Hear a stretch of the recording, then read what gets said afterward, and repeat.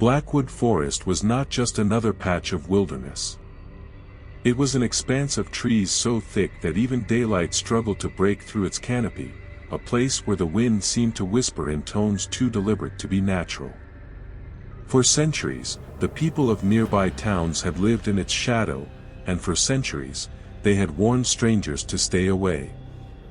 They said the forest remembered every step, that it swallowed those who wandered too deep, and that once you heard your own name whispered between the trees, you would never find your way out again.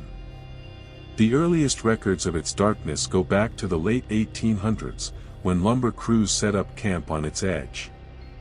Men vanished in the middle of their shifts, their axes still embedded in tree trunks, saws leaning against half-cut logs, food left cooking over fire pits.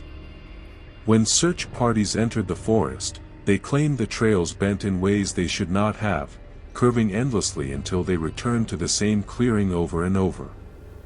Some said the trees rearranged themselves at night, sealing paths, hiding clearings, trapping the living inside a maze that shifted whenever no one looked. Not a single missing lumberman was ever recovered, and soon the companies abandoned Blackwood, leaving half-built camps to rot. The 1920s brought new stories, darker still. Locals whispered about a group of children who dared each other to sleep in the forest. Their belongings were found the next morning scattered in a perfect circle, a deck of cards, a torn boot, a lantern still faintly glowing. The children themselves were gone. Farmers told tales of hearing laughter drifting from the trees long after midnight, laughter that belonged to no child they knew. When they approached, the sound would move deeper into the woods, always just out of reach. One farmer swore he saw a tiny handprint pressed into the glass of his barn window the next morning, though none of his children had been outside. As the decades passed, the forest's reputation grew. Hunters told of deer tracks leading them deeper and deeper, only to stop suddenly as if the animal had simply vanished into the air. Hikers returned shaking, claiming that their compasses spun endlessly, that their watches stopped, that the forest swallowed sound itself until even their own footsteps seemed muffled. One man swore that he had carved his initials into a tree to mark his place, only to find those same initials carved into dozens of trees for miles around. In the 1950s, a young couple parked their car on a gravel road near the forest to camp for the weekend. They signed into a lodge miles away, leaving their names in the guest book, but when Monday came, they never checked out. Their car was found untouched, keys still in the ignition. Inside, the trunk held their neatly folded tent, their bags of food unopened. Across the windshield, smeared in what looked like ash, was a single word: stay. To this day, no one knows who wrote it, and the couple was never seen again. The 1970s brought the most infamous account, when firefighters entered the forest to battle a summer blaze. They swore the flames refused to cross an invisible line, as if the forest itself would not allow it to burn. Inside, they stumbled upon a cabin that none of them had seen before. Smoke curled from the chimney, yet when they opened the door, no one was there. A pot of water steamed on the stove, though no fire burned beneath it. Dust coated the furniture, but the bed was neatly made, as if someone had just left. Their radios filled with static until a voice, low and deliberate, whispered each firefighter's name one by one. Terrified, they fled, leaving equipment behind. When they returned with reinforcements, the cabin was gone. By the late 20th century, Blackwood had become a target for paranormal investigators. They carried cameras, tape recorders, and scientific instruments, determined to prove or disprove the legends. Many returned shaken, some refused to ever speak of what they saw. One recording captured a man speaking into his microphone, narrating his walk, when suddenly his own voice repeated after him, distorted, as if the forest mocked him word for word.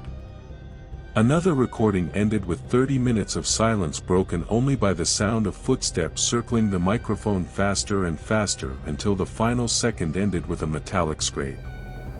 The man who made that recording never returned to Blackwood. Even modern technology could not pierce its secrets. GPS trackers failed inside the tree line, drones lost signal and crashed, phones drained their batteries in minutes. Police reports detail search parties that returned with missing time, some swearing they had been inside for only hours when days had passed. Others found abandoned camps, sleeping bags still unrolled, fires burned down to ash, notebooks filled with incoherent scrawls that grew smaller and smaller until the lines became scratches.